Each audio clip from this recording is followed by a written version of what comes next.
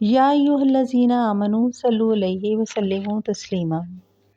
نگاہ عشق و مستی میں وہی اول وہی آخر، وہی قرآن وہی فرقان، وہی یاسین وہی طٰہٰ۔ عزیز سامعین، یہ دنیا، یہ کائنات اللہ تعالیٰ کی محبت کا عظیم شاہکار ہے۔ اگر اللہ تعالیٰ کو اپنے بندوں سے محبت نہ ہوتی تو وہ کائنات کی تخلیق کیوں کرتا؟ یقیناً کائنات کی تخلیق اس حقیقت کا ثبوت ہے کہ اللہ اپنے بندوں سے بہت محبت کرتا ہے، اور دنیا میں بھی جو گہما گہمی، رنگا رنگی اور چہل پہل نظر آتی ہے، اس کا نام و نشان نہ ہوتا اگر محبت نہ ہوتی۔ دنیا درویش کی جھونپڑی کی طرح بے آباد، بے رنگ اور بے مزہ ہوتی۔ اس لیے ہم یہ کہہ سکتے ہیں کہ کائنات محبت کی بنیاد پر تخلیق ہوئی، محبت کی بنیاد پر قائم ہے، اور محبت ہی کی بنیاد پر اس کا نظام رواں دواں ہے۔ اللہ تعالیٰ کی محبت کی انتہا دیکھیے کہ اس نے اپنی عزیز ترین چیز ہمیں بخش دی، یعنی اپنے محبوب سرور کائنات، فخر موجودات، رحمت للعالمین، خاتم النبیین، سید الانبیاء، احمد مجتبیٰ، محمد مصطفیٰ صلی اللہ علیہ وآلہ وسلم کو ہمیں عطا فرما دیا۔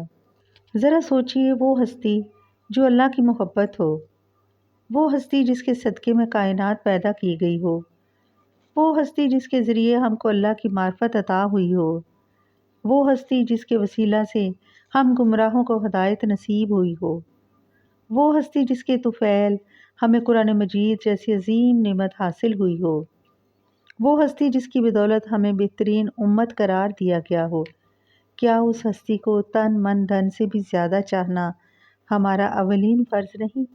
یہ ساری نشانیاں پکار پکار کر کہہ رہی ہیں کہ محسن انسانیت حضرت محمد مصطفیٰ صلی اللہ علیہ وآلہ وسلم کے احسانات کا تقاضا یہ ہے کہ آپ سے محبت کی جائے، آپ سے محبت کا دیا روشن رکھا جائے۔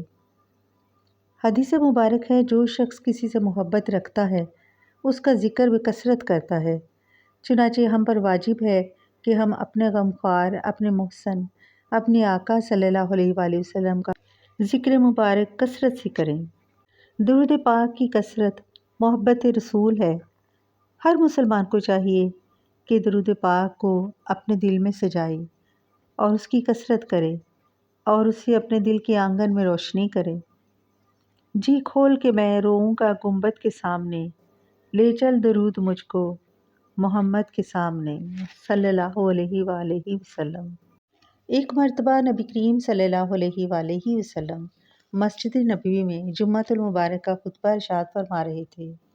آپ صلی اللہ علیہ وآلہ وسلم نے فرمایا، لوگو بیٹھ جاؤ۔